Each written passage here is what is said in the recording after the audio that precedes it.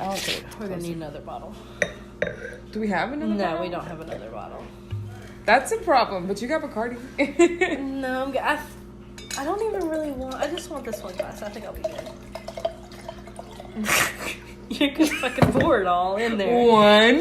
Have you seen that video of like the shots? She's like, and you need to do 2 shots of tequila. 1. And she put the whole fucking bottle in there. That's the whole bottle. That's hilarious.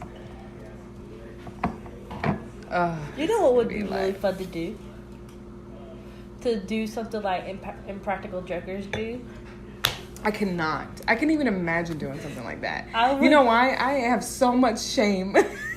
I'm shameless. I am shameful. I am shameless. I can't even if I swear to God, you know, like when you get a wedgie in public and some people are like, I don't give a fuck, I'm going to take my wedgie out. I can't even do that. Like, I will be uncomfortable for hours. My hand will reach in there and grab it. I do not care. I have no couth. So the thing Except is, for time at work. If we ever did something like Impractical Jokers, it would suck ass because I would lose. You would be Sal. You would lose all the time. Sal wins, first of all. Well, not at the beginning. I watched the first season. I think after the first season, they actually stopped doing it so fair. Like they basically recorded the punishments and prior to, and then they just smashed up the episodes to make it like basically they knew who was gonna lose before they even lost, and everyone had to do a punishment anyway. Don't lose the magic of the show for me. Oh, I still love it, so I don't know. I don't want to know spoilers. I want to pretend I'm dumb like everyone else in America. I just want to be like, I know. This is not happening, but it's happening. I definitely do not want to be ignorant. I want to know because it's interesting to me. Because I'm like, I don't want to know what's behind the curtain. It makes sense because of the fact that everyone's gonna get punished eventually. And it's not fair to be one-sided and have Sal always lose because he's a pussy. So, or he's just not good. No, he has shame is what it is. He's shameful. Yeah. That's the problem. He's there's shit that he's had to say. And I know it's easy to say, I definitely could say that. But there's sometimes I'm like, I definitely would have said that. And I would have been able to win the round. Like one time he wouldn't say something about tampons. And just they're fucking tampons. It's a very PG-13 thing. And he's just because I'm saying it to a 60-year-old woman, now Can I have we just shame. Comment on the fact that I almost tried to light my wine because I thought my pipe was in my hand? Can we just take a moment and pause on that? We need to reflect. We need to reflect. I tried These wine glasses are massive. Smoke my wine. These look like those joke wine glasses that are one glass. Bougie? The doctor said 1 glass a day. And it's the stem. Look, my bougie aunt got me these, okay? They're amazing. These are so bougie. Mm-hmm. But when you really think about it, they're probably the best thing. Did you ever watch, what's that movie? Sandra Bullock, she tries to become a pageant queen. Miss Congeniality. Her talent was rimming the glass of wine and making it make a sound. I've always wanted to know how to do that. That's very difficult, and I think you have to have some specific type of glass. This looks like a specific glassware. type of that wine glass she had in the movie. Bitch, just because it looked like don't mean it felt like it, don't mean it be like it, don't mean it was constructed like it. I think I'm getting there. This feels sexual. I think all you're doing is rubbing saliva on the full ring of your wine glass. It feels sexual. It looks sexual. It does. It's an experience. That's why they call it rimming. I got it now. Oh my God. Oh my God. Totally had a moment there. I understand why they call it rimming. Have you ever rimmed anyone before? What does that mean? Well, ignorance is bliss. Well, Carla, since the public school education sex class, ours was don't have sex and you'll have a child. You'll die. Have sex and you'll explode. You'll spontaneously combust. Rimming is when you take your tongue and open someone's ass, and in circular motion you go, So you eat ass, is what you're saying. No, eating is like a sucking, chewing. You know? Are you eating a cookie? Or no, are you you're not eating an ass? you you eat out the ass out. It just takes more motion, muscles. Rimming is literally just like taking the tip of your tongue. That makes sense now. It all makes sense. Rimming. You're rimming the line of the asshole like you would a glass. Yes. Rimming. That's my whole epiphany I just had, huh? We just went through this. That's disgusting. I am truly and utterly disgusted. Have you ever had it done to you, though? I do not talk about my sex life, and this is not happening right now. Well, you obviously haven't. So that's a no. So that's a negative. So let me tell you, it is magical. Absolutely. But I have gotten into the science behind I'm pretty why sure this you is haven't magical. rimmed anyone either. But it is fun-ish. Like, you're giving... I don't want to do anything that has to come with the word ish afterwards. Well, this is like anything. I mean, you're not getting anything out of it, like, physically. But, like, mentally, it's turning you on because it's turning the other person on. Bet. Same thing with sucking dick. What about it? How is that the same thing? Because you're not physically getting turned on, but I mean... Yes, I am. Well, it's the same thing, though, because mentally you're sucking dick and it feels good. Like, you know what I'm saying? Nothing... Yeah. Your private parts aren't being stimulated because you're sucking a cock. I hate that word. God. I hate as that a white word. girl, as a white girl, that's my word. As a fellow Caucasian. The call casualty. Call casualty of that sentence. Oh, God. That's ridiculous. So you have to go into the room. Just try it. Would you... Okay, question. Would you rather rim or be rimmed? Most definitely be rimmed. Okay. I would never Well, you want have to go that. on Tinder and No, find a guy to rim you. That's a big hell no for me, big dog. Put it in your bio. Looking for a rimming and a trimming. Looking for a rim job. Ugh, I couldn't even Mechanics imagine. preferred. That's disgusting. Everyone has their preference. I'm not knocking anybody who likes that shit, but... You don't even know, though. But I know you do, because I know the freak inside of you. Can you stop exposing me to, like, my 3 people that listen to this? You've been exposed, bitch. Oh, my God. Sip that tea. The tea is real. The tea is hot and steaming, let me tell you. Yes. I'm just like, these fucking wine glasses are bigger than my head. I love them. They make me feel evil. You know that I realized? This will also be a drunk podcast.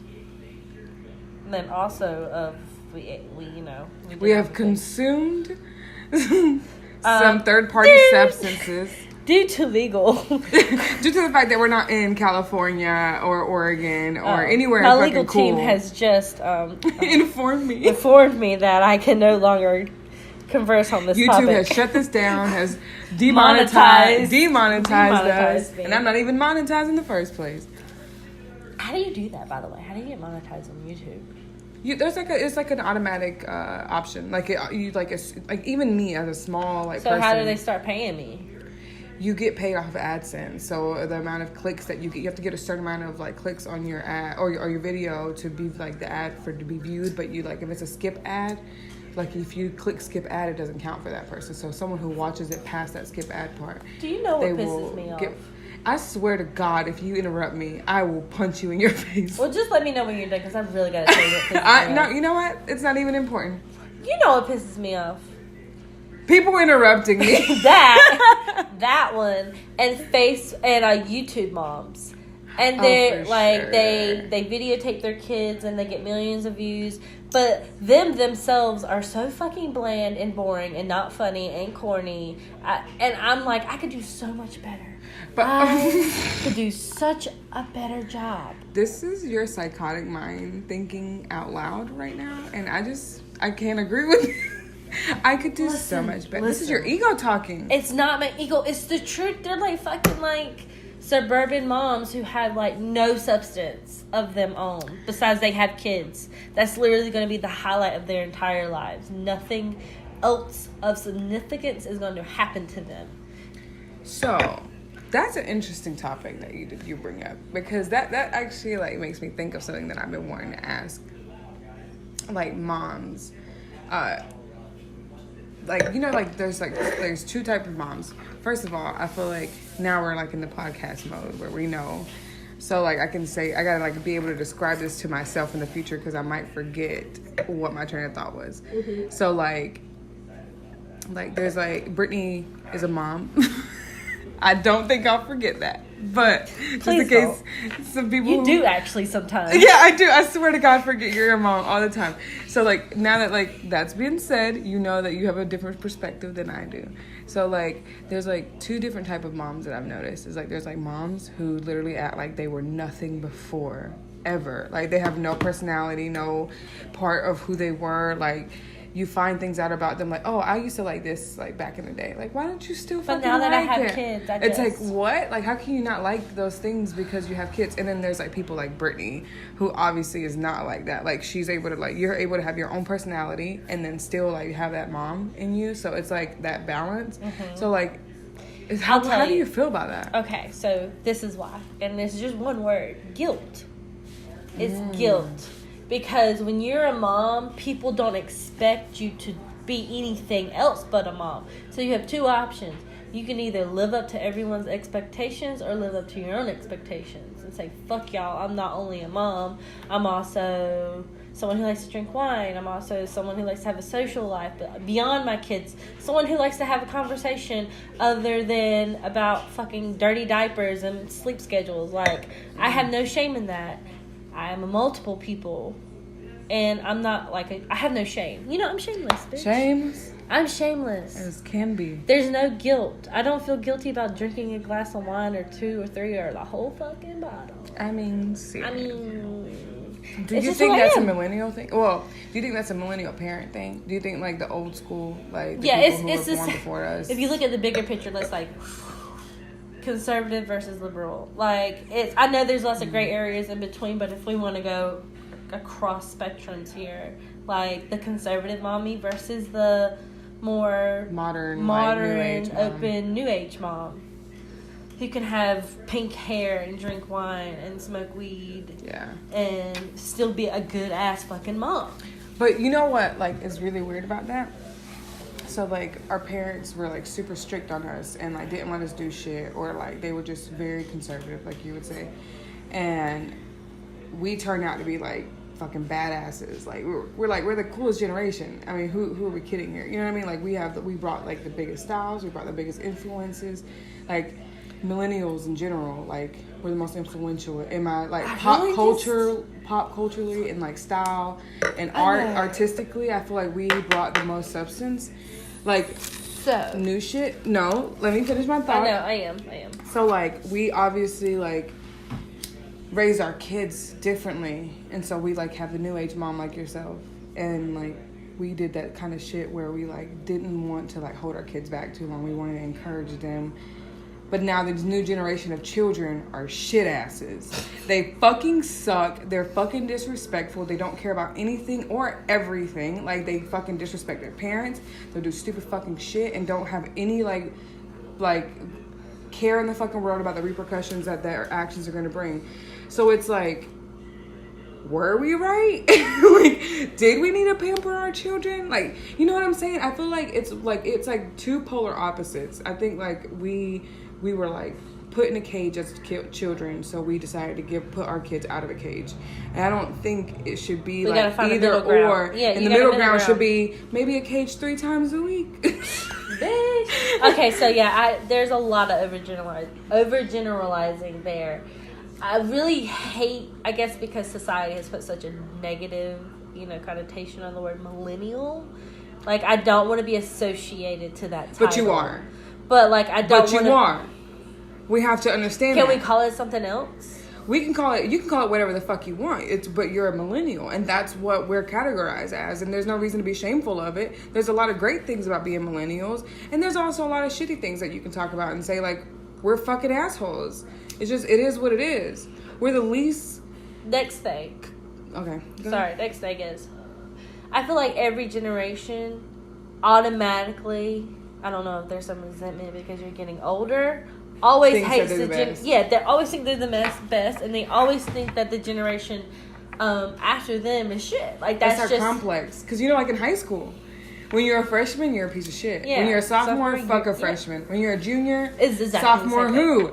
When you're a senior, it's like they're all trash. It's not like it used to be, or when I was your age, kid, or but like every generation does that to the generation before. So I mean, it's just because it's their parents. Yeah. But I will say, on that note, old people fucking suck. And for our next topic, old people fucking suck. Part 2 of podcast. Honestly, I think that's an overgeneralization. No, they really fucking do though. You think all of them? Like every single... I think it's the area I'm in and the majority. Every southern old person sucks. We can agree there. And we can all say it's not their fault. They just come from a certain time. I mean, have you ever heard of like growing adapt motherfuckers? Like, honestly, God. And you know who the worst ones are? The foreigners, the Spanish people. They're the fucking worst in the traditions. Oh, you mean tradition ones? The old people, yeah. Yeah, old people. God, they never, can budge. It's ridiculous. Grow the fuck up. It's just, we both come from just so different times. Because we were literally in the midst of growing up into one of the greatest technological advances known to mankind. If you look at it, because cell phones, the internet, Bluetooth, everything. Shit popped off, and we were in the middle of it, and we're a part of that. Yeah, because we're the only we're born in the years that we were the most young enough to not have internet. I mean, long enough ago where we didn't have internet, but also now where we're we experienced that, so we did experience some level, and then looking at it now, it's we have access to any and everything, We're in betweeners. The fucking online is our oyster. You just have to know what the fuck you're doing and have a lot of time on your hands. And let me tell you, I ain't got nothing but time. Nothing but time, motherfuckers. So yeah, I feel like there's just such a broad gap between people who are in their 50s and 60s now and people who are in their 20s and 30s. Just there's so many different things happen to us that are completely different. It's hard for us to communicate to each other, and that's why we're in the predicament we're in right now, but that will be in part 3. On series 6 of Brittany and Carla trying to fucking not be on our ass. This is America. So yeah, I feel like we're just so completely different. It's crazy. It's really honestly crazy. I'm really hoping that, I guess I'm not going to bring kids into this world to figure that out, but I'm really hoping that our kids actually grow up to be not shit. What? They eventually become not shit. I'm not going where you're following on this.